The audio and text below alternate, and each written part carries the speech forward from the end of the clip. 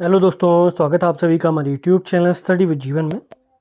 जैसा कि आप सभी को ज्ञात है, इस सप्ताह यूकेपीएससी अपर पीसीएस प्री परीक्षा आयोजित होने वाली है। इसी के साथ अगले सप्ताह पुलिस कांस्टेबल की परीक्षा भी आयोजित होने वाली है। तो उसके लिए आप सभी लोग जानते हैं उत्तराखंड करंट अफेयर्स काफ़ी महत्वपूर्ण रहेगा। तो इसी क्रम में आज हम देखेंगे उत्तराखंड करंट अफेयर्स 2025। इसके अंतर्गत जनवरी 2025 से मई 2025 का कंप्लीट उत्तराखंड करंट अफेयर्स आज हम समाप्त करने वाले हैं, जिसमें आपको पाँचों मंथ का कंप्लीट निचोड़, इसी के साथ उत्तराखंड बजट आर्थिक समीक्षा, 18वीं वन स्थिति रिपोर्ट, ये कंप्लीट जानकारी आपको दी जाएगी। वीडियो बहुत ध्यानपूर्वक आपने सुनना है। वीडियो देकर आप नोट्स बना सकते हैं। पीडीएफ इत्यादि अगर आप चाहते हैं तो इस दिए गए नंबर 7895127508 पर आपने संपर्क करना है।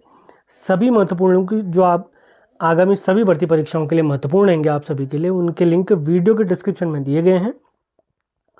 वहां से आप सभी वीडियोस और हमसे जुड़ सकते हैं। हमारे टेलीग्राम चैनल, व्हाट्सएप चैनल के लिंक भी वीडियो के डिस्क्रिप्शन में दिए गए हैं।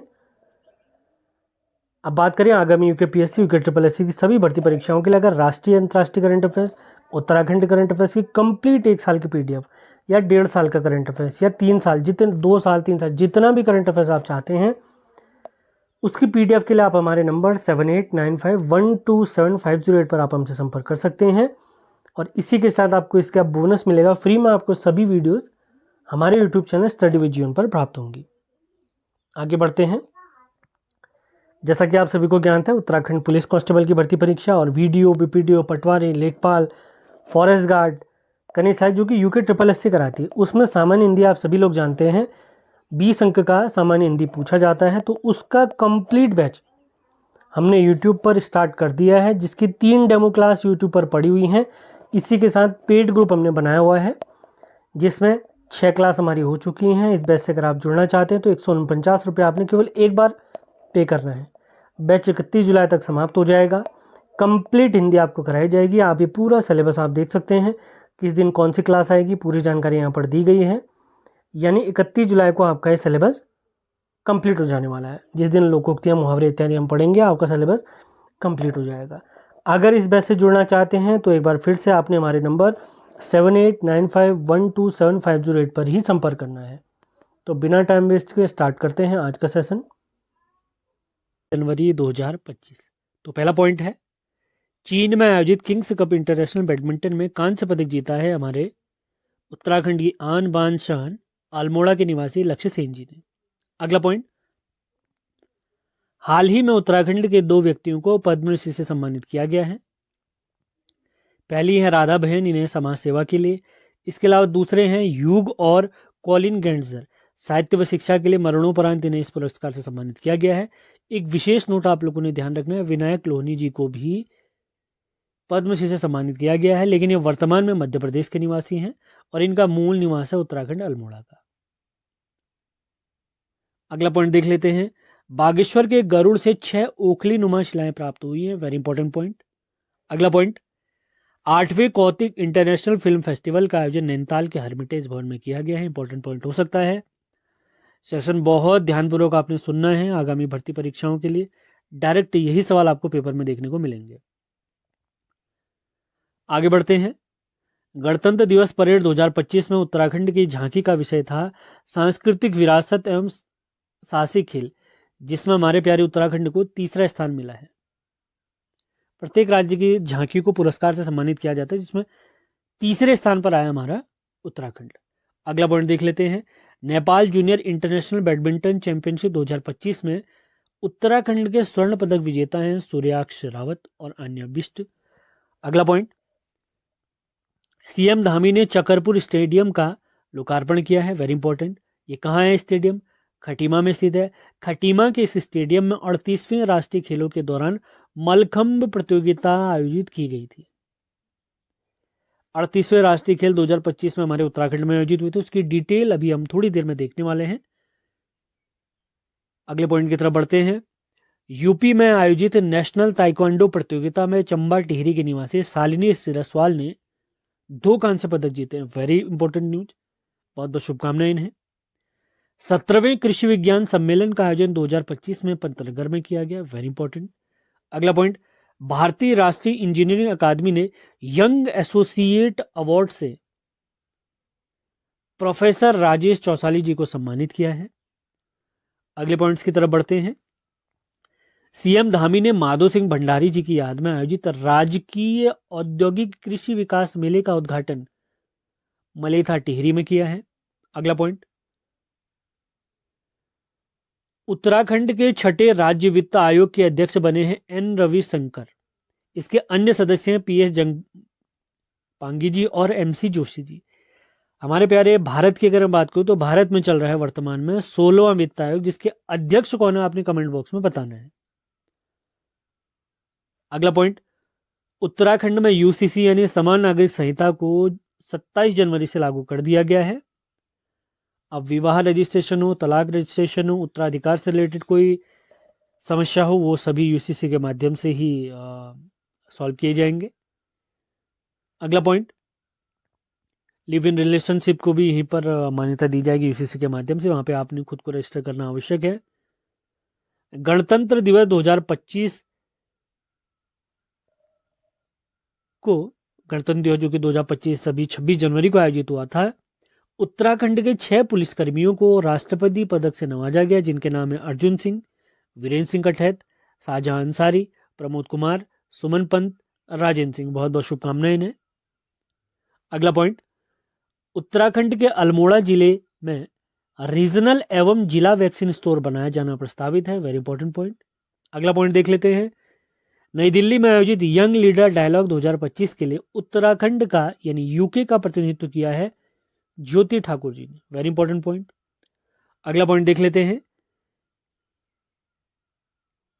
हिमालय पर्यावरण जड़ी बूटी एग्रो संस्थान ने वर्ष 2025 को जल वर्ष के रूप में मनाने का निर्णय लिया है।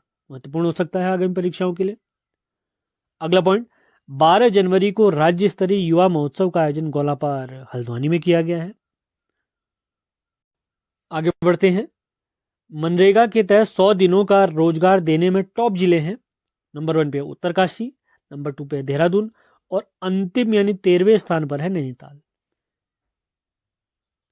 अगला पॉइंट, उत्तराखंड सरकार के प्रौद्योगिकी विभाग ने डिजिटल उत्तराखंड की दिशा में सरकारी योजनाओं को जन जन तक पहुंचाने के लिए एक पोर्टल लॉन्च किया है। Digital Uttarakhand single line on नामक पोर्टल लॉन्च किया हुआ है। आगे बढ़ते हैं। राज्य सरकार ने वन संरक्षण के लिए महाभारत वाटिका की स्थापना की है हल्द्वानी में। महाभारत वाटिका से क्या मतलब है? लगभग 20-25 या 27 कुछ जड़ी बूटियों से रिलेटेड जो भी पेड़ पौधे इत्यादि है उनका उल्लेख मिलता है महाभारत ग्रंथ में। उसी ग्रंथ से संबंधित जड़ी बूटियों पेड़ इत्यादियों को रोपित किया जाएगा इस वन संरक्षण के महाभारत वाटिका में। अगला पॉइंट है राष्ट्रीय कबीर सम्मान। वेरी इंपॉर्टेंट पॉइंट हो सकता है। राष्ट्रीय कबीर सम्मान से सम्मानित किया गया है लीलाधर जगोड़ी जी को वर्ष 2023 के लिए। अगला पॉइंट देख लेते हैं। अगला पॉइंट भी काफी महत्वपूर्ण है। भारत का पहला अष्टवर्ग संरक्षण केंद्र, अष्टवर्ग क्या है, जिसमें 8 जड़ी बूटियों को शामिल किया गया है। यह संरक्षण केंद्र खुलेगा हर्षिल में। कौन कौन से इसमें जड़ी बूटियां शामिल हैं? जैसे मेदा, महामेदा, काकोली, शीर काकोली, रिद्धि, वृद्धि, ऋषभक और जीवक। और यह केंद्र जो बनेगा अष्टवर्ग संरक्षण केंद्र, जापान की एक कंपनी है जायका कंपनी के सहयोग से बने। आगे बढ़ते हैं। पहले अंतर्राष्ट्रीय प्रवासी उत्तराखंडी सम्मेलन का आयोजन देहरादून में किया जाएगा। Very important point. अगला पॉइंट देखते हैं। ये भी काफी सम्मान की बात है हमारे प्यारे उत्तराखंड के लिए।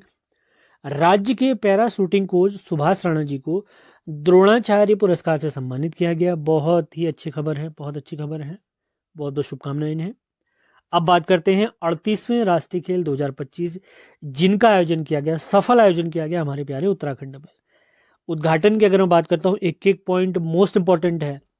28 जनवरी 2025 को राजीव गांधी स्टेडियम में प्रधानमंत्री मोदी जी द्वारा इसका उद्घाटन किया गया था। अगर समापन की मैं बात करता हूं तो 14 फरवरी 2025 को हल्द्वानी में इसका समापन किया था अमित शाह जी ने, गृह मंत्री अमित शाह जी ने।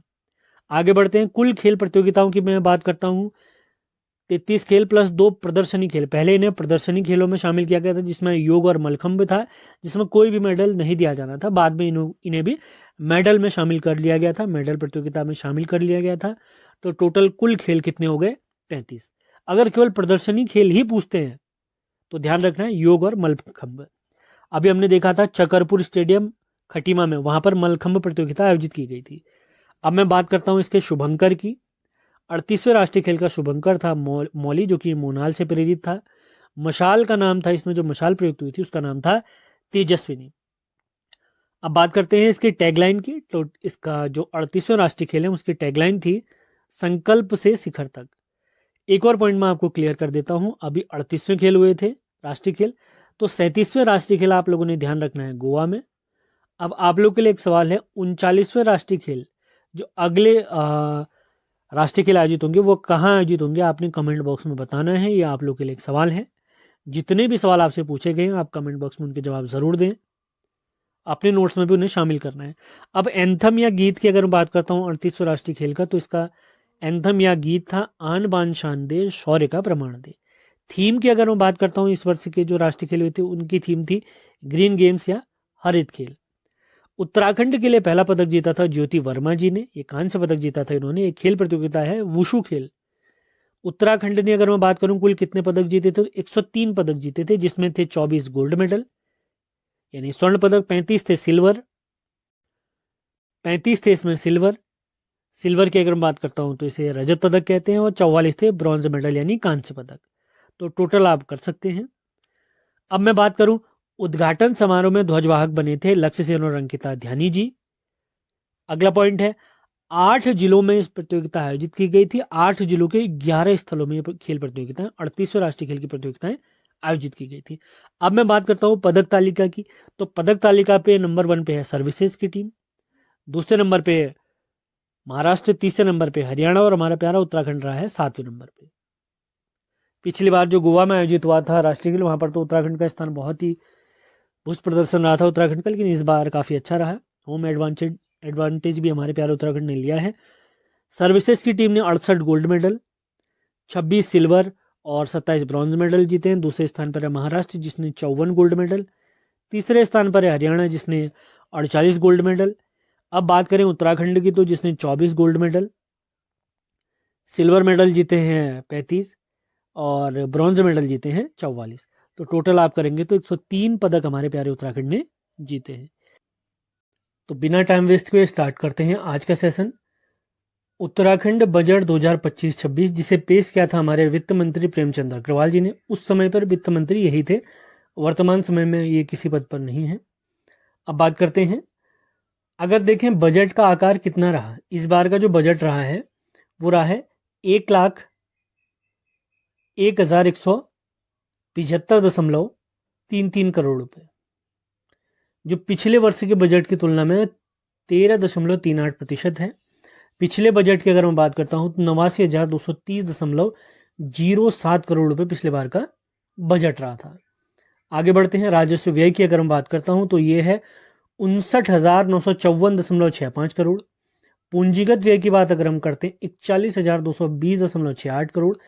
तो कुल व्यय अगर मैं बात करता हूं इन सभी को ऐड करेंगे तो ये बनता है 1,01,175.33 करोड़ रुपए। सारे पॉइंट मोस्ट इंपॉर्टेंट हैं। अब बात करते हैं राजस्व प्राप्तियों की। तो राजस्व प्राप्ति है 62,540.54 करोड़ रुपए। पूंजीगत प्राप्ति है 38,494.21 करोड़। कुल प्राप्तियों की अगर मैं बात करता हूं तो यह है 1,01,334.75 करोड़ रुपए। बात करते हैं राजकोषीय घाटे की। तो कुल राजस्व और कुल व्यय के बीच के अंतर को ही राजकोषीय घाटा कहते हैं। तो इस वर्ष के लिए कुल राजकोषीय घाटा है 12,604.92 करोड़ रुपए, जो कि हमारी पूरी जीडीपी का 2.94% है। Very important fact. अब बात करते हैं, सरकार यदि 1 रुपया कमाती है तो वो हिस्सा कहां से आता है। फिर उसके बाद देखेंगे सरकार का 1 रुपया व्यय कहां होता है। 1 रुपये को बेस मानकर हम चल रहे हैं, वो 1 लाख करोड़ 2 लाख करोड़ कितना भी हो सकता है। तो जो सरकार की कमाई होती है उसका 100% अगर मैं मानता हूं तो उसमें स्वयं का कर राजस्व है 29.38, सर्वाधिक इसी का परसेंटेज है। लोक ऋण की अगर मैं बात करता हूं तो 23.21% कमाई यहां से होती है। केंद्र सरकार से सहायता जो प्राप्त होती है वो है 22.30%। केंद्रीय करों में राज्य का अंश बनता है 19.46%। इसके अलावा कुछ अन्य भी हैं, लेकिन हमें मैक्सिमम वाला याद रखना है। स्वयं के कर राजस्व से हमें 29.38% की कमाई होती है। अब देखते हैं हमारा व्यय कहाँ होता है, खर्चा कहाँ होता है। मैक्सिमम अगर मैं देखूं तो अन्य व्यय हमारा मैक्सिमम होता है 28.97%। अगर किसी विशेष मद पर पूछे जाए कि सर्वाधिक खर्चा आपका कहाँ होता है, तो वेतन भत्ते और मजदूरी में 23.98% का खर्चा होता है। पेंशन पर जो खर्चा होता है 12.13%। निर्माण कार्यों पर होता है 10.94%। जबकि निवेश ऋण पर खर्चा होता है 9.11%। सारे पॉइंट मोस्ट इंपॉर्टेंट मैं फिर से कह रहा हूँ, नोट्स बनाते हुए चलना है। अब जैसे सेंट्रल लेवल पे जीडीपी होती है, तो स्टेट लेवल पे जीएसडीपी यानी ग्रॉस स्टेट डेवलपमेंट प्रोडक्ट। तो राज्य की जीएसडीपी का जो आकार है 4,29,307.53 करोड़ रुपए है। अब बात करते हैं 2025-26 के लिए जेंडर बजट कितना रखा गया है। तो ये रखा गया है 16,961.32 करोड़, जो पिछले बार के मुकाबले 16.66% अधिक है। बात करते हैं वेरी इंपॉर्टेंट पॉइंट की तरफ। उत्तराखंड को अग्रणी राज्य, सभी राज्यों में सबसे आगे लाने के लिए जो प्रयास किया जा रहा है बजट के तहत, उसके तहत नमो बजट और ज्ञान मॉडल पर हमारा बजट आधारित है। अब नमो के अंतर्गत क्या क्या शामिल है, बात करते हैं। नमो के एन से बनता है नवाचार, ए से बनता है आत्मनिर्भर उत्तराखंड, एम से बनता है महान विरासत और ओ से बनता है ओजस्वी मानव संसाधन। अब जो ज्ञान थीम पर आधारित था उसमें देख लेते हैं। जी से बनता है गरीबों पर विशेष फोकस, वाई से बनता है युवाओं पर फोकस, ए से बनता है अन्नदाता यानी कृषकों पर फोकस और एन से बनता है नारी सशक्तिकरण। अब बात करते हैं अर्थव्यवस्था में योगदान की, वेरी इंपॉर्टेंट पॉइंट। पिछले बार अगर मैं आपको बताऊं तो आप लोग को ध्यान होगा, पिछले बार जैसे प्राथमिक, द्वितीयक और तृतीयक क्षेत्र होते हैं, तो सर्वाधिक योगदान जो हमारे बजट में था वो था द्वितीयक क्षेत्र यानी मैन्युफैक्चरिंग सेक्टर, यानी उद्योग का सर्वाधिक योगदान हमारे बजट में था। प्राथमिक क्षेत्र यानी कृषि क्षेत्र का योगदान था 9.99% और तृतीय क्षेत्र यानी सेवा सेक्टर का योगदान था 43.13%, जो पिछले बार मैं आपको पढ़ा चुका हूं। अब इस बार के बजट की अगर बात करता हूं तो सर्वाधिक योगदान है तृतीय क्षेत्र यानी सेवा क्षेत्र का 46.7%। हमारे भारत के बजट में भी सर्वाधिक योगदान तृतीय क्षेत्र का ही रहता है। उसके बाद द्वितीय क्षेत्र का योगदान है 43.5%, जबकि प्राथमिक क्षेत्र जिसमें कृषि सेक्टर आता है उसका योगदान है 9.8। तो 2024-25 के बजट में सर्वाधिक योगदान था द्वितीय क्षेत्र का, और इस बार के बजट में अगर देखेंगे सर्वाधिक योगदान है तृतीय क्षेत्र का यानी सेवा सेक्टर का। प्रति व्यक्ति आय की अगर हम बात करता हूं 2023-24 में आप लोग देख रहे होंगे 2,60,201 रुपया, जबकि 2024-25 के लिए जो प्रति व्यक्ति आय काउंट की गई है वो 2,74,064 रुपये, जो कि पिछले बार के मुकाबले 11.33% की इसमें वृद्धि हुई है। Very important point. अब बात करते हैं सकल घरेलू उत्पाद की। 2024-25 के लिए ये है 3,78,245 करोड़ रुपए, जबकि 2023-24 के लिए सकल घरेलू उत्पाद था 3,32,998 करोड़ रुपए। अभी आप लोगों ने देखा होगा नमो बजट के अंतर्गत तो आत्मनिर्भर उत्तराखंड भी था, तो उसके अंतर्गत 7 बिंदु दिए गए जिन्हें सप्तर्षि कहा गया है। तो 7 बिंदु कौन कौन से हैं, तो सबसे पहले आता है कृषि, इस पर विशेष फोकस। उसके बाद उद्योग, इसके बाद ऊर्जा, अगला पॉइंट बनता है अवसंरचना, 5वां पॉइंट बनता है संयोजकता, 6ठा पॉइंट बनता है पर्यटन और 7वां पॉइंट बनता है सप्तर्षि के अंतर्गत आयुष। वेरी इंपॉर्टेंट पॉइंट है, कोई भी पॉइंट आगामी परीक्षा में पूछा जा सकता है। यूसीसी के बारे में ऑलरेडी मैं बहुत सारी चीजें आपको पढ़ा चुका हूं। तो यूसीसी समान नागरिक संहिता हम लोग जानते हैं 27 जनवरी 2025 से हमारे प्यारे उत्तराखंड में यूसीसी लागू हो गई है, जिसके तहत 5 तत्वों को प्रतिबिंब बनाया गया है, जिसके तहत समरसता, समानता, सम्मान, सुरक्षा और शक्तिकरण को शामिल किया गया है। सारे पॉइंट वेरी इंपॉर्टेंट है।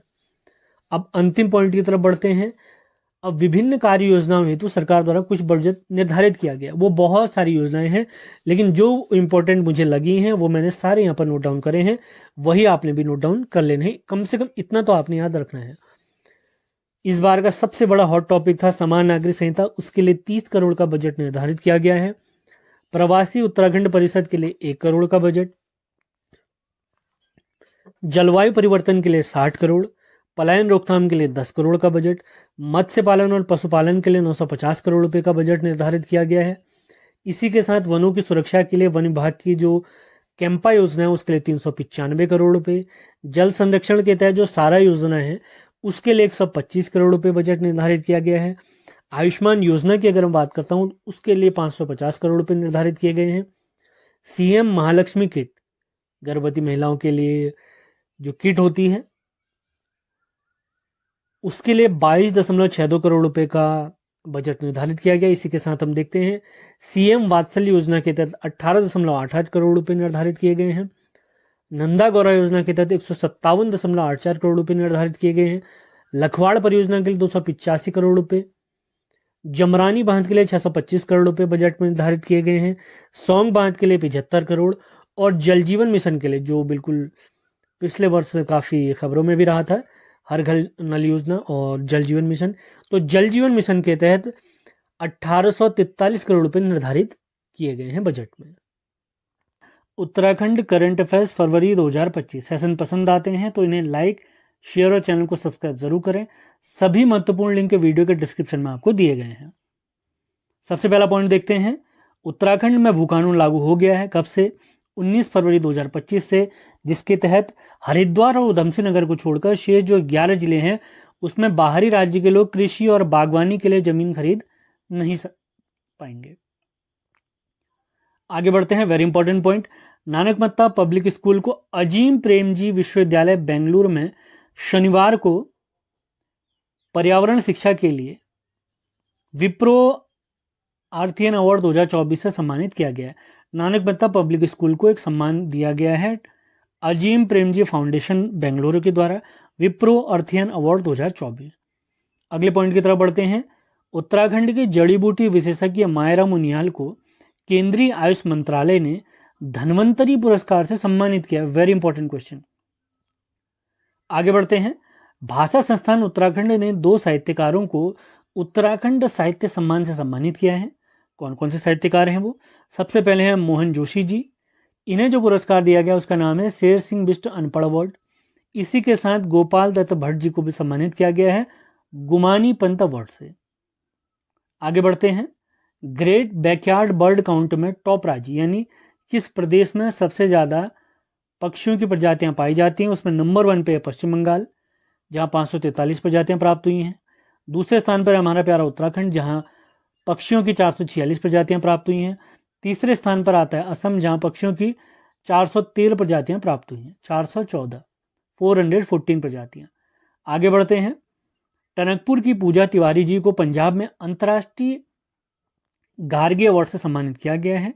ये पंजाब एम्स भटिंडा में रिसर्च वैज्ञानिक है, कार्डियोलॉजी डिपार्टमेंट में रिसर्च वैज्ञानिक है एम्स भटिंडा के अंतर्गत। ये कहाँ की निवासी? हमारे प्यारे उत्तराखंड के टनकपुर की निवासी हैं पूजा तिवारी जी। आगे बढ़ते हैं, गढ़वाल मंडल विकास निगम और पर्यटन विभाग के सहयोग से गंगा रिजॉर्ट ऋषिकेश में 1 मार्च से 7 मार्च तक योग महोत्सव का आयोजन किया गया। Very important question.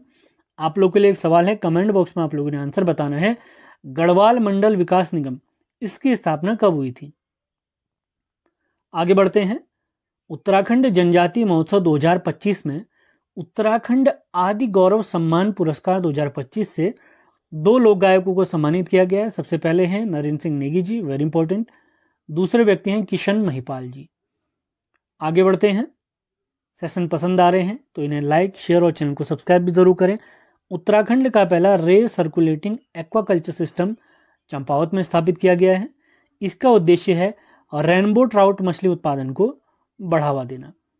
आगे बढ़ते हैं, उत्तराखंड विधानसभा ने अपने सभी कार्यों को डिजिटल रूप से करने के लिए एक ऐप लॉन्च की है जिसका नाम है नेवा ई विधानसभा ऐप। नेवा ऐप आप लोगों ने याद रखना है। आगे बढ़ते हैं, ग्राहक संतुष्टि सर्वेक्षण यानी कस्टमर सेटिस्फेक्शन सर्वे जो किया गया है उसके अनुसार लगातार दूसरे साल उत्तराखंड का देहरादून एयरपोर्ट देश भर में 2nd स्थान पर है। यानी कस्टमर सेटिस्फेक्शन के आधार पर देश के जो एयरपोर्ट है उनका सर्वे किया गया, तो कस्टमर सेटिस्फेक्शन में हमारा प्यारे उत्तराखंड का देहरादून एयरपोर्ट दूसरे स्थान पर है जिसे 5 में से 4.99 अंक प्राप्त हुए हैं। पहले स्थान पर अगर बात करें देश भर में तो पहले स्थान पर है कांगड़ा, हिमाचल प्रदेश का एयरपोर्ट। आगे बढ़ते हैं। विश्व के दूसरे सबसे बड़े ट्रैक का शिलान्यास पीएम मोदी ने जनकताल जादूंग घाटी उत्तरकाशी में किया है। इसके साथ नीला पानी क्षेत्र में मुलिंगला जो पास है उसका उद्घाटन भी पीएम मोदी जी ने ही किया है, ध्यान रखेंगे। आगे बढ़ते हैं। केंद्र सरकार ने राज्य के लिए, वेरी इंपॉर्टेंट, केंद्र सरकार ने हमारे प्यारे उत्तराखंड राज्य के लिए रेल बजट के तहत 4,641 करोड़ रुपए प्रदान किए हैं, जिसके तहत देश भर में 1500 किलोमीटर का रेलवे ट्रैक बनेगा और प्यारे उत्तराखंड में 49 किलोमीटर का रेल ट्रैक बनेगा। इसके तहत 11 अमृत स्टेशनों हेतु बजट की व्यवस्था की गई है। आगे बढ़ते हैं। पहला उत्तराखंड साहित्य भूषण सम्मान वर्ष 2024 के लिए सुभाष पंत जी को प्राप्त हुआ है।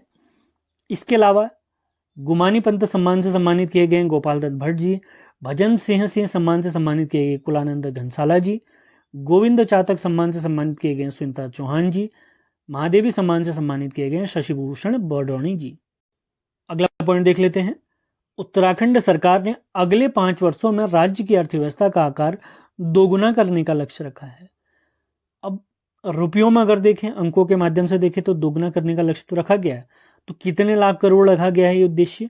5.70 लाख करोड़ निर्धारित किया गया बजट का आकार अगले 5 सालों में। आगे बढ़ते हैं। इको फ्रेंडली व सेफ केदारनाथ यात्रा 2024 के लिए प्रतिष्ठित स्कॉच अवार्ड से सम्मानित किया गया है रुद्रप्रयाग को, वेरी इंपॉर्टेंट क्वेश्चन। आगे बढ़ते हैं। उत्तराखंड की प्रसिद्ध पर्यावरणविद और स्वर्गीय सुंदरलाल बहुगुणा जी की पत्नी विमला बहुगुणा जी का निधन हो गया है। ये सर्वोदय की प्रमुख कार्यकर्ता रही थी और विनोबा भावे जी द्वारा एक आंदोलन स्टार्ट किया गया था, भूदान आंदोलन, इसमें भी कार्यकर्ता के रूप में इन्होंने कार्य किया था, विमला बहुगुणा जी। आगे बढ़ते हैं। पर्यावरण एवं वन मंत्रालय द्वारा जारी पर्यावरणीय कैलेंडर में उत्तराखंड के 2 पर्यावरणविदों का नाम शामिल किया गया। बहुत अच्छी खबर है हमारे प्यारे उत्तराखंड के लिए। तो पहले व्यक्ति हैं सुंदरलाल बहुगुणा जी, दूसरे हैं अनिल प्रकाश जोशी जी। आगे बढ़ते हैं। उत्तराखंड में जंगलों को आग से बचाने के लिए शीतलाखेत मॉडल अपनाया जाएगा। इस मॉडल की शुरुआत की थी गजेंद्र रावत जी ने वर्ष 2000। स्टार्ट करते हैं आज का सेशन। उत्तराखंड करंट अफेयर्स मार्च 2025। पहला पॉइंट है, उत्तराखंड में प्रगतिशील किसान सम्मान 2025 से 28 महिलाओं को सम्मानित किया गया है, जिसमें उत्तरकाशी की 4 महिलाएं शामिल हैं और शेष जो 12 जिले हैं, हर जिले से 2-2 महिलाओं को इसमें सम्मानित किया गया है। अगला पॉइंट, केंद्र सरकार ने उत्तराखंड के लिए 2 रोपवे प्रोजेक्ट को मंजूरी दी है, जिसमें सबसे पहला है केदारनाथ से सोनप्रयाग तक का, जो कि 12.9 किलोमीटर लंबा रहेगा, जबकि दूसरा रोपवे है गोविंद घाट से हेमकुंड साहिब तक, जिसकी लंबाई रहेगी 12.4 किलोमीटर। अब अगर मैं बात करूं इस रोपवे सिस्टम की लागत कितनी है, तो 2,730.13 करोड़। अगला पॉइंट, उत्तराखंड में महिला सारथी योजना 8 मार्च 2025 से प्रारंभ हुई है। इसका उद्देश्य क्या है? आर्थिक रूप से कमजोर विधवा महिला या परित्यक्ता महिलाओं को वाहन चलाने का प्रशिक्षण दिया जाएगा और उन्हें निःशुल्क वाहन उपलब्ध भी कराया जाएगा। अगला पॉइंट, ये काफ़ी अच्छी शुरुआत की है उत्तराखंड सरकार ने महिला सारथी योजना के तहत। अगला पॉइंट देखते हैं, जल संरक्षण अभियान 2025 के तहत सीएम धामी ने मेरा धारा नौला मेरा, धारा मेरा नौला मेरा, गांव मेरा प्रयास मेरा, इस पर आधारित एक ऐप लॉन्च की है, भगीरथ ऐप। इन जल संरक्षण की एक संबंधित योजना है और इस ऐप को किस संगठन ने, किस संस्था ने बनाया है? सारा नामक संस्था ने बनाया है, जो नदियों के रिजुविनेशन यानी उनके रिवाइवल पर काम करती है। आगे बढ़ते हैं। हिमालय सांस्कृतिक उत्सव का आयोजन देहरादून में हुआ है। अगला पॉइंट, किस स्थान पर नेचर फेस्टिवल प्रस्तावित है? हरसिल में। अगला पॉइंट, सोन चिरैया संस्था द्वारा उत्तराखंड की लोक गायिका बसंती मिश्र जी को लोक निर्मला सम्मान से सम्मानित किया गया। बहुत बहुत शुभकामनाएं इन्हें। अगला महत्वपूर्ण current affairs, Uttarakhand good governance award 2025 में पहला स्थान प्राप्त हुआ है नैनीताल को। आगे बढ़ते हैं। उत्तराखंड सरकार द्वारा घोषित सेवा दिवस मनाया जाएगा प्रति वर्ष 23 मार्च को। अगला point very very important, PM मातृत्व वंदना योजना में पहला स्थान उत्तराखंड में प्राप्त हुआ है पौड़ी गढ़वाल को। इन्होंने 95% की एक्यूरेसी के साथ काम किया है। दूसरे नंबर पे है देहरादून 93%। तीसरे स्थान पर है बागेश्वर और उधमसिंह नगर जिन्होंने 88% सफलतापूर्वक इस योजना को लागू किया है। अब बात करता हूँ पीएम मातृत्व वंदना योजना की। इसकी शुरुआत भारत सरकार ने 1 जनवरी 2017 से की थी और हमारे प्यारे उत्तराखंड में इसे लागू किया गया था 1 जनवरी 2018। इस योजना के तहत अंतिम स्थान पर अगर मैं बात करता हूँ तो उत्तरकाशी है, जिसमें इस योजना के तहत केवल 54% ही सफलता हासिल की है। आगे बढ़ते हैं। उत्तराखंड के 18वें मुख्य सचिव बने हैं सी आनंदवर्धन। ये मार्च का करंट अफेयर्स है, अपनी परीक्षाओं के हिसाब से आपने इसको अपडेट कर देना है। इससे पहले 18वें मुख्य सचिव थी राधा रतूड़ी जी, जो राज्य की पहली महिला मुख्य सचिव भी थी। आगे बढ़ते हैं। उत्तराखंड सरकार ने फिट उत्तराखंड अभियान की शुरुआत 12 मार्च 2025 से की है। अगला पॉइंट, भारत सरकार द्वारा नई दिल्ली में आयोजित वुमेन इंटर्नशिप समिट में उत्तराखंड की बीना चौहान को पायनियर महिला उद्यमी पुरस्कार से सम्मानित किया गया। वेरी इंपॉर्टेंट पॉइंट है।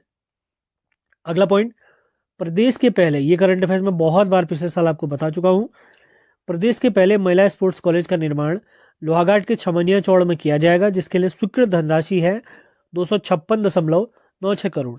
बात करें हमारी खेल मंत्री वर्तमान में कौन है, तो रेखा आर्य जी हैं। बात करें ये स्पोर्ट्स कॉलेज पहले बनने वाला था रुद्रपुर में, वहां जमीन अलॉट न होने के कारण इसको शिफ्ट किया गया है चंपावत के लोहाघाट में। लोहाघाट में भी छमनिया चौड़ नामक एक स्थल है, वहां पर छमनिया चौड़। आगे बढ़ते हैं। शैलेश मटियानी राज्य शैक्षिक पुरस्कार 2024 से 16 शिक्षकों को सम्मानित किया गया। Very important news. अगला पॉइंट, केंद्रीय विद्युत और सिंचाई विभाग द्वारा उत्तरकाशी में स्थित यूजेवीएनएल के तिलोथ विद्युत ग्रह, जो कि मनेरी भाली परियोजना का ही एक हिस्सा है, तिलोथ विद्युत ग्रह को सर्वश्रेष्ठ जल विद्युत परियोजना के अवार्ड से सम्मानित किया गया है। इसकी क्षमता की अगर मैं बात करता हूं तो इसकी क्षमता है 90 मेगावाट। आगे बढ़ते हैं। पीएम मोदी ने मार्च माह में गंगोत्री के शीतकालीन पूजा स्थल मुखवा के दर्शन किए। Very important news. अगला पॉइंट, लद्दाख वैली की तर्ज पर देश का सबसे बड़ा मोटर बाइक डेस्टिनेशन हरसिल में बनाया जाएगा। अगला पॉइंट है, भारत सरकार ने टीबी मुक्त यानी क्षय रोग मुक्त पंचायत पहल के तहत समुदाय आधारित प्रयासों के लिए बेस्ट प्रदर्शन हेतु हमारे प्यारे उत्तराखंड राज्य को राष्ट्रीय पुरस्कार से सम्मानित किया है। अगला पॉइंट, स्वयं का वायरलेस सिस्टम विकसित करने वाला देश का पहला जनपद बना है रुद्रप्रयाग। Very important news.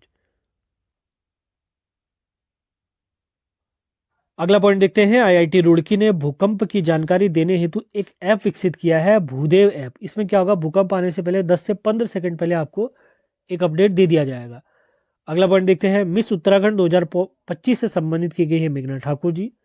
अगला पॉइंट, वाडिया हिमालय भू विज्ञान संस्था द्वारा भूस्खलन अर्ली वार्निंग सिस्टम चक्राता में लगाया जाएगा। चक्राता किस जिले में है, आप लोगों ने कमेंट बॉक्स में बताना है। अगली खबर भी काफी महत्वपूर्ण है। अंतरिक्ष विज्ञान प्रौद्योगिकी शिक्षा एवं नीति और छठे भारतीय ग्रह विज्ञान सम्मेलन IPSC 2025 का आयोजन आईआईटी रुड़की में किया गया है। अगला पॉइंट, सबसे कुलीन शक्तिशाली महिलाओं में उत्तराखंड की शामिल महिला हैं आरुषि निशंक जी।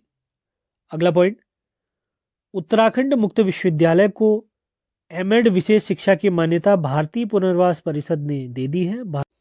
उत्तराखंड करंट अफेयर्स अप्रैल 2025। पहला पॉइंट है, राज्य के 5वें मुख्य सूचना आयुक्त बनी है राधा रतूड़ी जी। ये इस पद पर आसीन होने वाली पहली महिला है। अब बात करें राज्य के पहले मुख्य सूचना आयुक्त कौन थे, तो वो थे RS टोलिया जी, रघुनंदन सिंह टोलिया जी। अगला पॉइंट है, कुपोषण कम करने के लिए उत्तराखंड में एक मिशन लॉन्च किया गया, उसका नाम है मिशन ओजस। अगला पॉइंट, देश का पहला राज्य जहां सभी जिलों में continuous ambient air quality monitoring system लगाया गया है, तो इसका सही जवाब है उत्तराखंड। अगला पॉइंट, खेलो इंडिया विंटर्स गेम 2025 जिसका 5वां संस्करण इस वर्ष आयोजित हुआ है। हमारे प्यारे उत्तराखंड का स्थान रहा है 10वां, जिसमें उत्तराखंड को कुल प्राप्त हुए हैं 6 पदक, जिसमें 1 गोल्ड मेडल, 2 सिल्वर मेडल और 3 ब्रॉन्ज मेडल है। पहला स्थान प्राप्त किया था सेना ने, तो सेना की टीम ने टोटल इस खेल में प्राप्त किए हैं 18 पदक, 1 gold medal, 7 gold medal, 5 silver medal और 6 ब्रॉन्ज मेडल। खेलो इंडिया विंटर्स गेम के 5वें संस्करण का आयोजन हुआ था जम्मू कश्मीर के गुलमर्ग में। अगला पॉइंट है, दिमाग से संबंधित एक बीमारी है पेनक्रियाटिक बीमारी। इसमें उत्तराखंड का पूरे भारत में स्थान है 6ठा और सबसे पहले नंबर पे उत्तर प्रदेश। अगला पॉइंट, टीबी मुक्त यानी क्षय रोग मुक्त भारत अभियान में उत्तराखंड का प्रथम जिला रहा है चंपावत। पहला जिला रहा है चंपावत। आगे बढ़ते हैं, उत्तराखंड का पहला नक्षत्र भवन डेडीहाट पिथौरागढ़ में बनेगा। अगला पॉइंट, सेना की सेंट्रल कमांड और एसआईडीएम के सहयोग से सूर्या ड्रोन टेक 2025 का आयोजन देहरादून में हुआ है। अगला पॉइंट, हॉकी की प्लेयर हमारे हरिद्वार की निवासी वंदना कटारिया, इन्होंने संन्यास का ऐलान कर दिया है। अगला पॉइंट, उत्तराखंड में धार्मिक पर्यटन को बढ़ावा देने के लिए, पर्यटकों को सही सुविधाएं देने के लिए गंगा और शारदा नदी के किनारों पर धार्मिक गलियारे को विकसित किया जा रहा है। अगला पॉइंट, उत्तराखंड के यू गेम्स यानी Uttarakhand government asset management system नवाचार राज्य श्रेणी के तहत लोक प्रशासन में उत्कृष्टता के लिए उत्कृष्ट प्रधानमंत्री पुरस्कार 2024 हमारे प्यारे उत्तराखंड को दिया गया है। अगला पॉइंट, उत्तराखंड में सेंटर फॉर हिंदू स्टडीज, इसकी शुरुआत दून विश्वविद्यालय में की जाएगी, दून विश्वविद्यालय। अगला पॉइंट, SEFCO 2025 अंतर्राष्ट्रीय सम्मेलन का आयोजन देहरादून में किया गया। इस सम्मेलन में ऊर्जा और रसायन क्षेत्र में नवाचार, भागीदारी और सतत विकास पर केंद्रित यह सम्मेलन रहा है। चमोली के सरकोट गांव को फिट इंडिया गांव या आदर्श गांव के रूप में विकसित किया जाएगा। अगला पॉइंट, इंडिया जस्टिस रिपोर्ट 2025 में उत्तराखंड का स्थान रहा है 16वां। इसमें टॉप पर राज्य रहा है कर्नाटक। अगला पॉइंट देखते हैं, पिथौरागढ़ डीडीहाट के निवासी 83 वर्षीय बास्केटबॉल प्लेयर हरिदत्त कापड़ी जी का निधन हो गया है। इन्होंने भारतीय टीम की कप्तानी भी की थी बहुत सालों तक। बास्केटबॉल प्लेयर हरिदत्त कापड़ी जी, 1969 में इन्हें अर्जुन पुरस्कार से सम्मानित किया गया था। अगला पॉइंट देखते हैं, 2005 में स्थापित यूसर्ग यानी उत्तराखंड विज्ञान शिक्षा व अनुसंधान केंद्र का विलय यूकॉस्ट यानी उत्तराखंड विज्ञान एवं प्रौद्योगिकी परिषद के साथ कर दिया गया है। यूसर्ग की स्थापना 2005 में, जबकि यूकॉस्ट की स्थापना 21 फरवरी 2005 को हुई है। अगला पॉइंट, उत्तराखंड में तितली गैलरी की स्थापना जौलीग्रांट देहरादून में की जाएगी। और तितली संग्रहालय तो हम जानते ही हैं, भीमताल में स्थित है। अगला पॉइंट, खेलो इंडिया पैरा गेम 2025 इसका दूसरा संस्करण जिसका आयोजन नई दिल्ली में हुआ है। पदक तालिका में प्यारे उत्तराखंड का स्थान रहा 17वां। उत्तराखंड को 1 गोल्ड मेडल, 4 सिल्वर मेडल और 8 ब्रॉन्ज मेडल प्राप्त हुए हैं। टॉप राज्य अगर मैं बात करता हूं तो हरियाणा इसमें टॉप में रहा है, जिसे 34 गोल्ड मेडल, 39 सिल्वर यानी रजत पदक की बात हो रही है, और 21 इन्हें प्राप्त हुए ब्रॉन्ज मेडल, यानी कुल मिलाकर हरियाणा को प्राप्त हुए हैं 104 पदक। इन खेलों के शुभंकर की अगर मैं बात करता हूं तो इनका शुभंकर है उज्ज्वला। अगला पॉइंट आगामी भर्ती परीक्षाओं के लिए वेरी इंपॉर्टेंट रहेगा। महिलाओं को डिजिटली सशक्त बनाने के लिए एआई आधारित चैटबॉट यानी गार्गी नारी शक्ति, इसका शुभारंभ किया गया प्यारे उत्तराखंड में।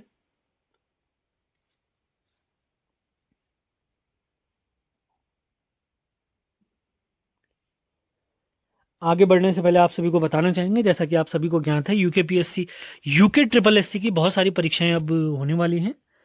तो UK triple SC group C practice batch, इसकी शुरुआत हमारे टेलीग्राम चैनल पर 19 मई से 31 जुलाई तक यह बैच चलेगा, जिसमें आगामी पुलिस कांस्टेबल स्नातक स्तरीय भर्ती परीक्षाओं को कंप्लीटली फोकस किया जाएगा। जिसमें मैं आपको अगर इसका फॉर्मेट अगर बता देता हूं तो इसके जो प्रैक्टिस बैच होंगे वो टेलीग्राम पर चलेंगे। जैसे 19 तारीख से हमारा बैच स्टार्ट होगा, एक हफ्ते आपको कंप्लीट डेमो दिया जाएगा, जिसमें पहले दिन उत्तराखंड के 40 सवालों की हम प्रैक्टिस करेंगे, दूसरे दिन हिंदी के 20 सवालों की प्रैक्टिस की जाएगी, और तीसरे दिन की जाएगी जीएस के 30 सवालों की प्रैक्टिस। यानी 3 दिन में एक पूरा कंप्लीट हमारा पेपर होगा। फिर अगले 3 दिन यही कार्य हम करेंगे और संडे को हमारा ऑफ रहेगा। फिर उसके अगले हफ्ते क्या करेंगे, अगले हफ्ते हम करेंगे कोई भी एक जीएस का सब्जेक्ट स्टार्ट कर लेंगे। जैसे प्राचीन भारत हमने स्टार्ट कर दिया, पूरे हफ्ते पूरा प्राचीन भारत की प्रैक्टिस कराई जाएगी। फिर उसके अगले हफ्ते एक बार फिर से उत्तराखंड, हिंदी और जीएस के प्रैक्टिस सेट लगाए जाएंगे। हर हफ्ते अगर मैं बात करता हूं तो 2 आपको उत्तराखंड के कंप्लीट प्रैक्टिस क्विज मिलेंगे 40-40 अंकों के, 2 प्रैक्टिस क्विज मिलेंगे हिंदी के 20-20 अंकों के, और जीएस के मिलेंगे 2-2 प्रैक्टिस। और एक हफ्ते यही फॉर्मेट चलेगा और एक हफ्ते हम सब्जेक्ट लेके चलेंगे और कंप्लीट 31 जुलाई तक ये बैच समाप्त कर दिया जाएगा। इस बैच में अगर डिटेल की अगर मैं बात करता हूँ, हर हफ्ते आपको 2 सेट उत्तराखंड के, 2 सेट हिंदी के, 2 सामान्य ज्ञान के करवाए जाएंगे। इसी के साथ जीएस और उत्तराखंड के सब्जेक्ट वाइज यानी टॉपिक वाइज सब्जेक्ट वाइज आपको प्रैक्टिस सेट भी करवाए जाएंगे, यानी history, polity, geography, economy, current affairs Uttarakhand complete वो टॉपिक वाइज तो आपके होंगे ही होंगे। और मिक्स क्विज में 40 सवाल उत्तराखंड के, 20 सवाल हिंदी के और 30 सवाल आपको प्राप्त होंगे जीएस के, जो कि हमारा 100 अंकों का पेपर रहता है। इस बैच में आपको मैं बताता हूँ तो 100 से अधिक आपको प्रैक्टिस सेट के माध्यम से 5000 से अधिक प्रश्नों का अभ्यास कराया जाएगा। फीस की अगर मैं बात करता हूँ तो फीस आपकी रहेगी 199 रुपये। और अगर इस बैच से आप जुड़ना चाहते हैं, बेहतर प्रैक्टिस करना चाहते हैं, तो आप इस नंबर 7895127508 पर हमसे संपर्क करें। अगर डेमो क्विज आप चाहते हैं तो डेमो क्विज के लिए जो हमारा टेलीग्राम ग्रुप है उसका लिंक वीडियो के डिस्क्रिप्शन में दिया गया है। ये लिंक आपको हमारे टेलीग्राम और व्हाट्सएप चैनल पर भी प्राप्त होंगे। एक हफ्ते पूरा डेमो चलेगा। आयोग जिस आधार पर प्रैक्टिस आजकल करवा रहा है, यानी जिस आधार पर पेपर करवा रहा है, उन्हीं आधार पर उन्हीं प्रश्नों के फॉर्मेट पर आपको प्रैक्टिस करवाई जाएगी। अगर बेहतर प्रदर्शन करना चाहते हैं तो इस बैच से जरूर जुड़े। लगभग 1.5-2.5 माह तक ये बैच हमारा चलने वाला है। 29 मई से 31 जुलाई, कम से कम 31 जुलाई तक चलेगा ही चलेगा। क्विज की अगर मैं बात करता हूँ, क्विज रात 8 बजे से स्टार्ट होगी और हर दिन जो हमने जैसे रात के 8 बजे एक प्रैक्टिस क्विज लगाई है, अगले दिन उस क्विज का रिवीजन भी कराया जाएगा उसी बैच में। तो अगर आप जुड़ना चाहते हैं तो इस बैच से ज़रूर जुड़ें। हमारा नंबर है 7895127508। आगे बढ़ते हैं। ऋषिकेश कर्णप्रयाग रेल लाइन के अंतर्गत भारत की सबसे लंबी रेल सुरंग, पहले तो पीर पंजाल वाली थी, आप लोग जानते हैं। अब सबसे लंबी रेल सुरंग बन गई है। देवप्रयाग से ज्ञानसू या जानसू के बीच में एक रेल सुरंग है जो ऋषिकेश कर्णप्रयाग रेल लाइन के अंतर्गत आती है। इसकी लंबाई है 14.57 किलोमीटर। वेरी इंपॉर्टेंट पॉइंट है। यूसीसी लागू करने के लिए हमारे मुख्यमंत्री जी को डॉक्टर भीमराव अंबेडकर महामंत्र अवार्ड से सम्मानित किया गया है। उत्तराखंड में यूसीसी लागू हुआ है, हम सभी लोग जानते हैं, 27 जनवरी से। Very important point. अब गुजरात भी इसी पथ पर चलने के लिए यूसीसी लागू करवाना चाहता है अपने राज्य में। मिस उत्तराखंड 2025 से सम्मानित किया गया मेघना ठाकुर जी को। अगला पॉइंट है, मनरेगा के अंतर्गत 100 दिन का रोजगार उपलब्ध कराने में टॉप जिला रहा है देहरादून। ये लगातार तीसरे साल इस उपलब्धि को इन्होंने प्राप्त किया है। आईआईटी रुड़की द्वारा भूकंप निर्धारण करने हेतु एक ऐप बनाई गई जिसका नाम है भूदेव ऐप। आगे बढ़ते हैं। राज्य में त्रिशूल पार्क, यह पौड़ी में बनाया जाना प्रस्तावित है। अगला पॉइंट है, उत्तराखंड की देवभूमि उद्यमिता योजना, इसे स्कॉच गोल्ड अवार्ड से सम्मानित किया गया। वेरी इंपॉर्टेंट है। स्वरोजगार के लिए लोगों को मदद करने के लिए इस योजना का शुभारंभ किया गया है। निःशुल्क ट्रेनिंग यहाँ पर दी जाती है। अगला पॉइंट है, उत्तराखंड करंट अफेयर्स अप्रैल 2025 का अंतिम पॉइंट है, महिला सशक्तिकरण में उन्नत कार्य करने के लिए उत्तराखंड उत्तरकाशी के मथौली गांव को बुआरी गांव की संज्ञा दी गई है। बुआरी का अर्थ अगर मैं कहता हूँ तो बुआरी का अर्थ होता है बहू। खंड वन स्थिति रिपोर्ट 2023, ये 18वीं वन रिपोर्ट है। कुछ जीके से रिलेटेड फैक्ट इसमें पूछे जाते हैं कि पहली वन स्थिति रिपोर्ट कब जारी हुई थी। 1987 में जारी हुई थी। ये जो वन रिपोर्ट 2023 की है, ये 18वीं वन रिपोर्ट है।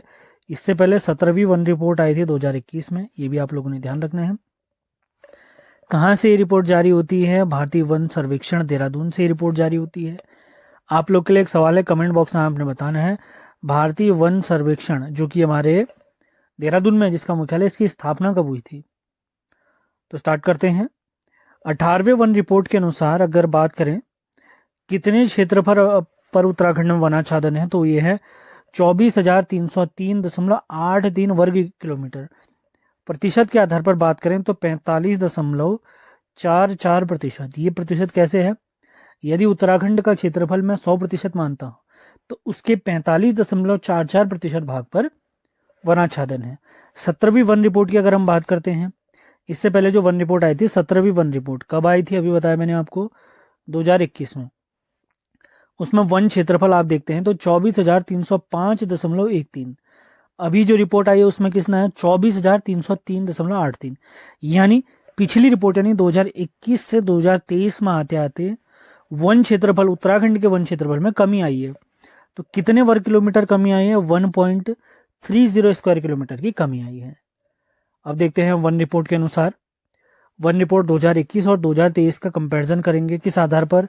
अति सघन वन यानी वेरी डेंस फॉरेस्ट, मध्यम सघन वन यानी मॉडरेटली डेंस फॉरेस्ट, और खुले वन यानी ओपन फॉरेस्ट के आधार पर।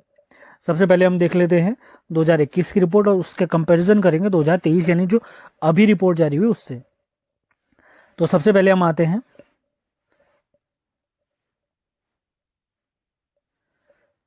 अति सघन वन। तो इसका क्षेत्रफल है 5055.01 स्क्वायर किलोमीटर, प्रतिशत के आधार पर है 9.45%।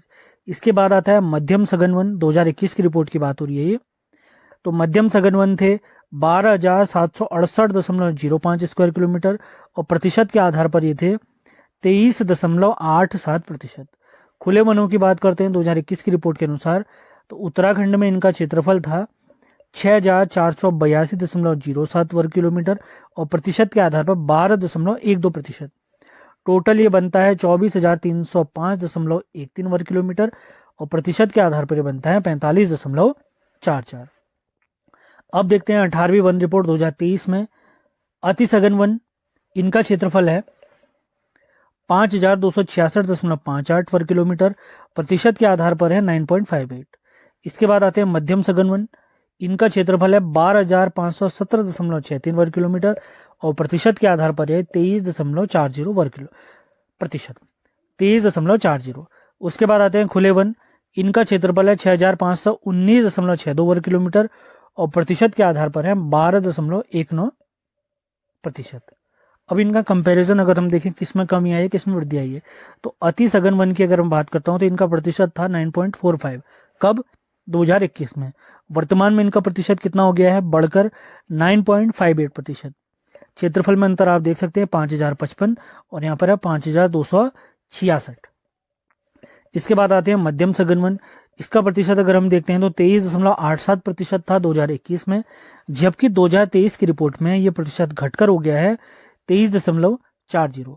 और स्क्वायर किलोमीटर यानी वर्ग किलोमीटर क्षेत्रफल में देखें तो 2021 में मध्यम सघन वन थे 12,768 वर्ग किलोमीटर, जो कि घटकर अब हो गए हैं कितने? 12,517 वर्ग किलोमीटर। इस प्रकार से कंपैरिजन वाले सवाल आ सकते हैं। बहुत ध्यानपूर्वक आपने इस वीडियो को सुनना है। नए हैं तो चैनल को सब्सक्राइब जरूर करें। सारे महत्वपूर्ण लिंक वीडियो के डिस्क्रिप्शन में दिए गए हैं। इसके बाद हम देखते हैं वनों के वर्गीकरण में खुले वन। खुले वन 2021 के हिसाब से प्रतिशत देखें तो 12.12%, जबकि खुले वन वर्ष 2023 की रिपोर्ट 18वीं वन रिपोर्ट में देखें तो ये बढ़कर हो जाते हैं 12.19%। खुले वनों में अगर क्षेत्रफल हम देखें तो ये बढ़कर कितना हो गया है? 6,519.62 वर्ग किलोमीटर। तो अति सघन वन कहें और खुले वन कहें, इसमें वृद्धि हुई है पिछले के मुकाबले, जबकि मध्यम सघन वनों में कमी आई है। स्टेटमेंट वाले सवाल आएंगे तो इसी प्रकार से आपने ध्यान रखना है और अपने नोट्स भी इसी प्रकार आपने बनाने हैं कंपैरिजन के साथ। आगे बढ़ते हैं। फिर इसमें झाड़ियों वाला वर्गीकरण भी आता है, उसको आगे हम देखेंगे। अब बांटते हैं इनको जिलेवार आंकड़ों के तहत। सबसे पहले हम देखेंगे सर्वाधिक वन क्षेत्रफल वाले जिले कौन कौन है। सबसे पहले है पौड़ी, उसके बाद है उत्तरकाशी, उसके बाद है नैनीताल और उसके बाद है चमोली। सबसे पहले पौड़ी, उसके बाद उत्तरकाशी, उसके बाद नैनीताल और उसके बाद चमोली।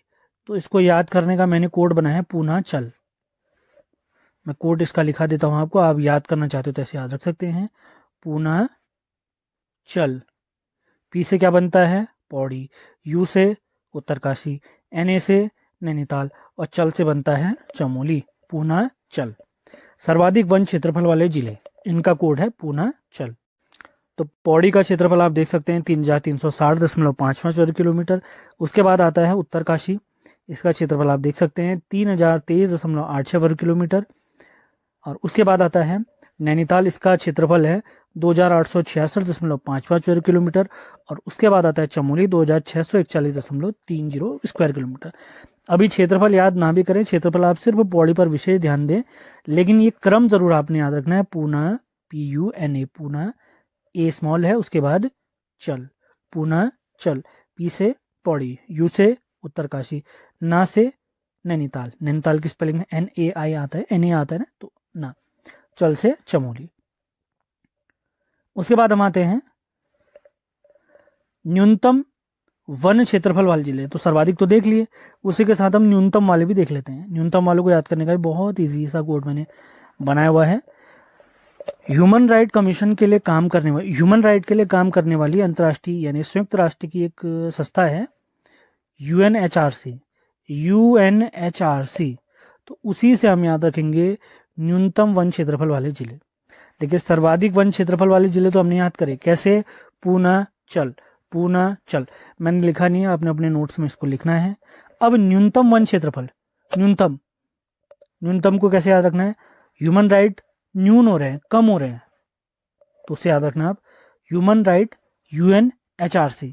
तो UN से बनता है उधम सिंह नगर, H से बनता है हरिद्वार, UN से बना उधम सिंह नगर, H से हरिद्वार, R से बना रुद्रप्रयाग और C से बना चंपावत। अब C से चमोली भी बन सकता था, आप सोचेंगे C से चमोली भी हो सकता है। अब चमोली तो अधिकतम वाले में आ गया ना, तो C वाला नहीं आएगा यहाँ, ऐसे आपने याद रखना है। UNHRC, यहाँ क्या था सर्वाधिक वाले में? पूना चल, पूना चल, पूना चल। ठीक, आगे बढ़ते हैं। इसके बाद हम देखते हैं सर्वाधिक वन प्रतिशत वाले जिले, सर्वाधिक वन प्रतिशत वाले जिले। आगे बढ़ते हैं तो सबसे पहले आता है चंपावत, उसके बाद आता है नैनीताल, उसके बाद आता है पौड़ी, उसके बाद आता है टिहरी। चंपावत, नैनीताल, पौड़ी, टिहरी। अभी प्रतिशत हमने कैसे निकाला है? यदि चंपावत के क्षेत्रफल को मैं 100% मानता हूं, तो उस 100% में से 69.06% भाग पर क्या है? वन है।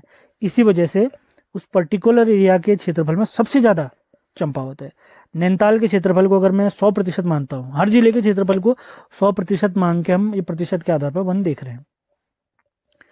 तो दूसरे नंबर पे आता है हमारा नैनीताल, 67.43%। पहले केवल नामों को याद करने का प्रयास करें।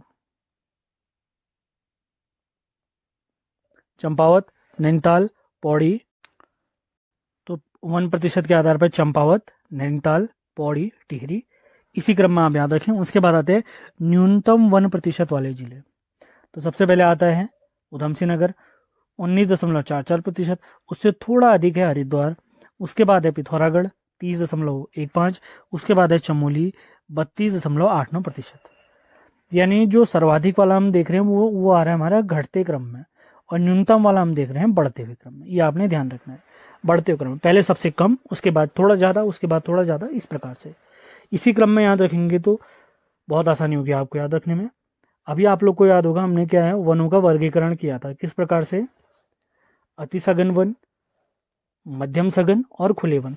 अब हम इसी में वर्गीकरण करेंगे सर्वाधिक अति सघन वन वाले, न्यूनतम अति सघन वन वाले जिले, ऐसे मध्यम में सर्वाधिक और न्यूनतम।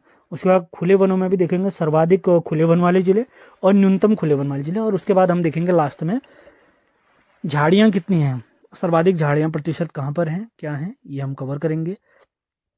देखिए वनों का वर्गीकरण जैसे हमने करा, अति सघन वन, मध्यम सघन वन और खुले वन। तो अति सघन वनों की परिभाषा ये कहती है कि किसी क्षेत्र में 70% या उससे अधिक वन है तो वह क्षेत्र कहलाएगा अति सघन वन वाला। तो अब इनका वर्गीकरण सर्वाधिक और न्यूनतम के आधार पर देखते हैं। तो सर्वाधिक अति सघन वनों में अगर देखें तो सबसे ज्यादा है नैनीताल, उसके बाद है देहरादून थोड़े कम, और उसके बाद है उत्तरकाशी। तो सर्वाधिक वाली सीरीज हमारी घट रही है, घटते हुए क्रम में है, जबकि न्यूनतम वाली सीरीज जो है हमारी बढ़ते हुए क्रम में। कैसे? न्यूनतम सबसे कम अति सघन वनों की बात करें तो हरिद्वार में, इससे थोड़ा अधिक है उधम सिंह नगर में, और इससे थोड़ा अधिक है बागेश्वर में। 3 जरूर मिनिमम आपने याद रखने हैं। अति सघन वन हमने देख लिए हैं। अब आगे बढ़ते हैं मध्यम सघन वन। देखो अति सघन वनों की परिभाषा क्या थी कि किसी क्षेत्र में यदि 70% या उससे अधिक वन है क्षेत्र में तो वह वेरी डेंस फॉरेस्ट यानी अति सघन वन के अंतर्गत आ गया। तो मध्यम सघन वन की परिभाषा है यदि किसी क्षेत्र में 40 से 70% भाग में कम से कम 40 अधिकतम 70% एरिया में क्या है, वन है, तो वो MDF यानी मध्यम सघन वन, मध्यम सघन वन के अंतर्गत आ जाएगा। आगे बढ़ते हैं। तो मध्यम सघन वन सर्वाधिक की बात अगर मैं करता हूं तो सर्वाधिक है पौड़ी गढ़वाल में, उसके बाद है उत्तरकाशी और तीसरे नंबर पे आता है नैनीताल। न्यूनतम की अगर बात करता हूँ सबसे कम मध्यम सघन वन है उधम सिंह नगर, उसके बाद आता है हरिद्वार और उसके बाद आता है चंपावत। आगे बढ़ते हैं। अब बात करते हैं खुले वनों की। खुले वनों की परिभाषा क्या है, यदि किसी क्षेत्र में 10 से 40% एरिया क्या वन का है तो खुले वन के अंतर्गत आ गया, और 10 से भी कम है तो वो झाड़ियों के अंतर्गत आ जाता है, उसे स्क्रब कहते हैं, उसको भी देखेंगे। तो खुले वन सर्वाधिक की बात करें तो सर्वाधिक खुले वन है पौड़ी, उसके बाद है टिहरी गढ़वाल और उसके बाद है उत्तरकाशी। न्यूनतम खुले वनों की बात करता हूं तो उधम सिंह नगर, उसके बाद हरिद्वार और उसके बाद है चंपावत। सेशन पसंद आ रहे हैं तो इन्हें लाइक और शेयर जरूर करना है आपने। अब आगे बढ़ते हैं। अब बात करते हैं झाड़ियों की। स्क्रब इन्हें कहते हैं। देखिए हमने क्या देखा था, स्क्रब क्या है, 10 या 10 से कम है, 10% या उससे कम भाग पर क्या है वन है, तो वो झाड़ियों के अंतर्गत है। 10 से 40 के अंतर्गत देखेंगे तो खुले वन है, 40 से 70% के बीच में देखेंगे तो मध्यम सघन वन, 70 या उससे अधिक अगर देखते हैं किसी क्षेत्र में वन तो वो हमारा बन जाता है अति सघन वन। तो झाड़ियों की अगर बात करें उत्तराखंड में इनका क्षेत्रफल है 412.88 स्क्वायर किलोमीटर और प्रतिशत के आधार पर है 0.77%। पिछली वन रिपोर्ट यानी 2021 की रिपोर्ट में इसका प्रतिशत था 0.73%, यानी पिछले के मुकाबले 0.04% इसमें वृद्धि हुई है। अब सर्वाधिक झाड़ियों की बात करता हूं क्षेत्रफल के आधार पे, तो सबसे ज्यादा झाड़े हैं टिहरी, पिछली रिपोर्ट में भी टिहरी में ही थे, उसके बाद आता है पौड़ी गढ़वाल और उसके बाद आता है देहरादून। न्यूनतम झाड़ियों के क्षेत्रफल की बात करूं तो सबसे कम झाड़े हैं बागेश्वर में, उसके बाद है चमोली में, उसके बाद है उधम सिंह नगर। उत्तराखंड करंट अफेयर्स मई 2025। पहला पॉइंट है, उत्तराखंड का पहला साइंस रेडियो स्टेशन देहरादून में प्रारंभ होगा। इसके लिए सहयोग करने वाली संस्था है यूकास्ट। उत्तराखंड में 3 नए डॉपलर रडार लगेंगे, 3 पहले से थे सुरकुंडा, लैंसडाउन और मुक्तेश्वर में, अब 3 नए बनने वाले हैं हरिद्वार, उधम सिंह नगर और चमोली में।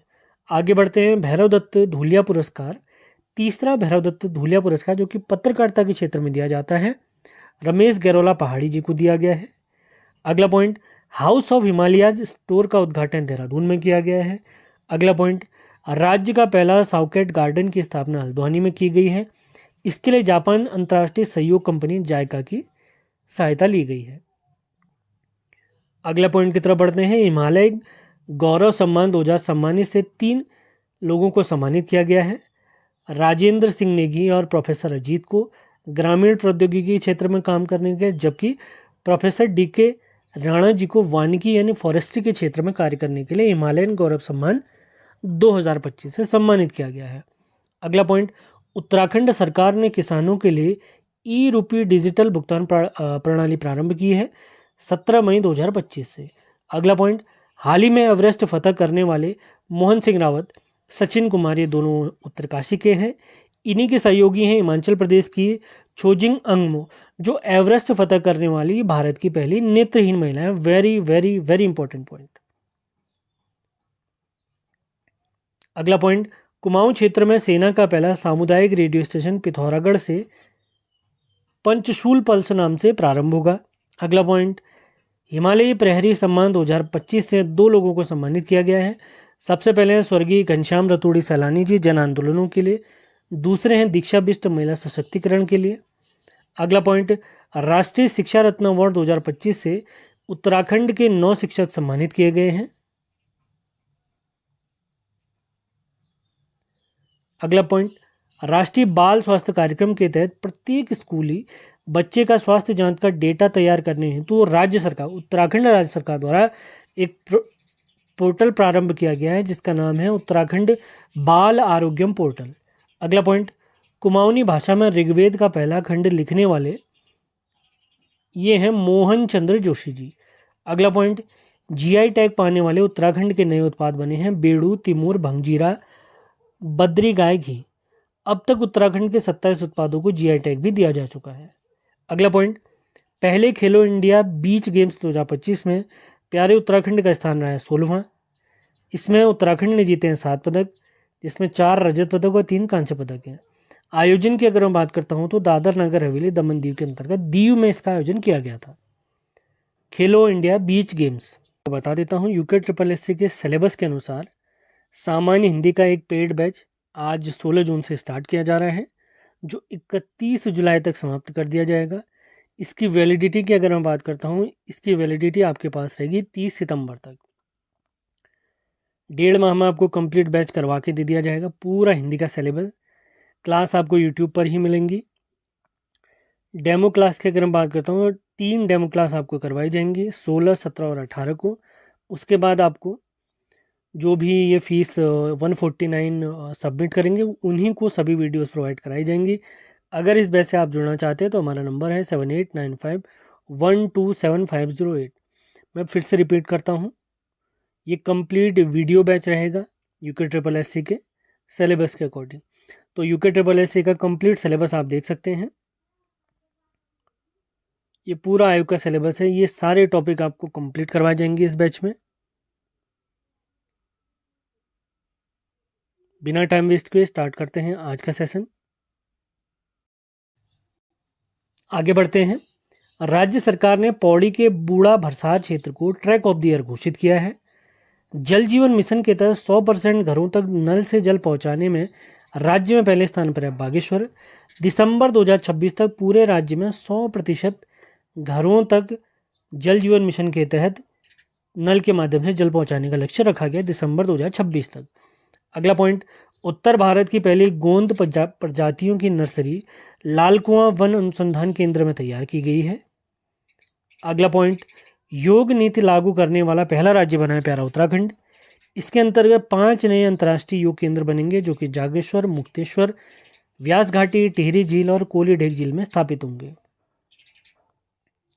अगला पॉइंट, केंद्र सरकार ने सिरकाली भ्योल रूपसिया बगड़ जल विद्युत परियोजना को मंजूरी दी है। ये पिथौरागढ़ में है, गौरी गंगा नदी पर। इसकी क्षमता है 120 मेगावाट।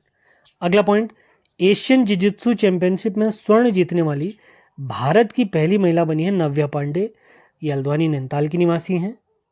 अगला पॉइंट, उत्तराखंड सरकार ने स्टार्टअप विकास के लिए गुजरात के साथ MOU पर हस्ताक्षर किए हैं। अंतिम पॉइंट है आज के करंट अफेयर्स का, मिलेट्स यानी श्रीअन्न के उपयोग को बढ़ावा देने के लिए पंतनगर विश्वविद्यालय और भारतीय सेना ने एक मेमोरेंडम ऑफ अंडरस्टैंडिंग पर हस्ताक्षर किए हैं। सेशन आपको पसंद आते हैं तो इन्हें लाइक और शेयर जरूर करना है। UKSSC की आगामी जो पुलिस कांस्टेबल भर्ती परीक्षा है, स्नातक स्तरीय भर्ती परीक्षा है, VDO, BPDO, पटवारी, लेखपाल, उनके लिए एक प्रैक्टिस बैच हमने लॉन्च किया है टेलीग्राम पर, संपूर्ण सामान्य अध्ययन, जिसमें उत्तराखंड, GS और इसी के साथ आपका हिंदी कंप्लीट प्रैक्टिस करवाई जाएगी। उस बैच के बारे में आगे आपको जानकारी दी जा रही है। अगर आप जुड़ना चाहें तो हमें मैसेज कर सकते हैं। तो UKSSC group C practice batch, इसकी शुरुआत हमारे टेलीग्राम चैनल पर 19 मई से 31 जुलाई तक यह बैच चलेगा, जिसमें आगामी पुलिस कांस्टेबल, स्नातक स्तरीय भर्ती परीक्षाओं को कंप्लीटली फोकस किया जाएगा। जिसमें मैं आपको अगर इसका फॉर्मेट अगर बता देता हूं, तो इसके जो प्रैक्टिस बैच होंगे वो टेलीग्राम पर चलेंगे। जैसे 19 तारीख से हमारे बैच स्टार्ट होगा, एक हफ्ते आपको कंप्लीट डेमो दिया जाएगा, जिसमें पहले दिन उत्तराखंड के 40 सवालों की हम प्रैक्टिस करेंगे, दूसरे दिन हिंदी के 20 सवालों की प्रैक्टिस की जाएगी और तीसरे दिन की जाएगी GS के 30 सवालों की प्रैक्टिस। यानी 3 दिन में एक पूरा कंप्लीट हमारा पेपर होगा। फिर अगले 3 दिन यही कार्य हम करेंगे और संडे को हमारा ऑफ रहेगा। फिर उसके अगले हफ्ते क्या करेंगे, अगले हफ्ते हम करेंगे कोई भी एक GS का सब्जेक्ट स्टार्ट कर लेंगे। जैसे प्राचीन भारत हमने स्टार्ट कर दिया, पूरे हफ्ते पूरा प्राचीन भारत की प्रैक्टिस कराई जाएगी। फिर उसके अगले हफ्ते एक बार फिर से उत्तराखंड, हिंदी और GS के प्रैक्टिस सेट लगाए जाएंगे।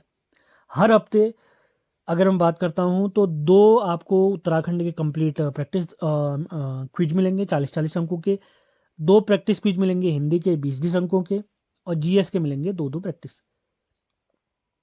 और एक हफ्ते यही फॉर्मेट चलेगा और एक हफ्ते हम सब्जेक्ट लेके चलेंगे और कंप्लीट 31 जुलाई तक ये बैच समाप्त कर दिया जाएगा। इस बैच में अगर डिटेल की अगर मैं बात करता हूँ, हर हफ्ते आपको 2 सेट उत्तराखंड के, 2 सेट हिंदी के, 2 सामान्य ज्ञान के करवाए जाएंगे। इसी के साथ GS और उत्तराखंड के सब्जेक्ट वाइज यानी टॉपिक वाइज, सब्जेक्ट वाइज आपको प्रैक्टिस सेट भी करवाए जाएंगे, यानी history, polity, geography, economy, current affairs, Uttarakhand complete वो टॉपिक वाइज तो आपके होंगे ही होंगे। और मिक्स क्विज में 40 सवाल उत्तराखंड के, 20 सवाल हिंदी के और 30 सवाल आपको प्राप्त होंगे जीएस के, जो कि हमारा शंकु का पेपर रहता है। इस बैच में आपको मैं बताता हूँ तो 100 से अधिक आपको प्रैक्टिस सेट के माध्यम से 5000 से अधिक प्रश्नों का अभ्यास कराया जाएगा। फीस की अगर मैं बात करता हूँ तो फीस आपकी रहेगी 199 रुपये। और अगर इस बैच से आप जुड़ना चाहते हैं, बेहतर प्रैक्टिस करना चाहते हैं, तो आप इस नंबर 7895127508 पर हमसे संपर्क करें। अगर डेमो क्विज आप चाहते हैं तो डेमो क्विज के लिए जो हमारा टेलीग्राम ग्रुप है उसका लिंक वीडियो के डिस्क्रिप्शन में दिया गया है। ये लिंक आपको हमारे टेलीग्राम और व्हाट्सएप चैनल पर भी प्राप्त होंगी। 1 हफ्ते पूरा डेमो चलेगा। आयोग जिस आधार पर प्रैक्टिस आजकल करवा रहा है, यानी जिस आधार पर पेपर करवा रहा है, उन्हीं आधार पर, उन्हीं प्रश्नों के फॉर्मेट पर आपको प्रैक्टिस करवाई जाएगी। अगर बेहतर प्रदर्शन करना चाहते हैं तो इस बैच से जरूर जुड़े। लगभग 1.5 माह तक ये बैच हमारा चलने वाला है। 29 मई से 31 जुलाई, कम से कम 31 जुलाई तक चलेगा ही चलेगा। क्विज की अगर मैं बात करता हूँ, क्विज रात 8 बजे से स्टार्ट होगी और हर दिन जो हमने जैसे रात के 8 बजे एक प्रैक्टिस क्विज लगाई है, अगले दिन उस क्विज का रिवीजन भी कराया जाएगा उसी बैच में। तो अगर आप जुड़ना चाहते हैं तो इस बैच से ज़रूर जुड़ें। हमारा नंबर है 7895127508।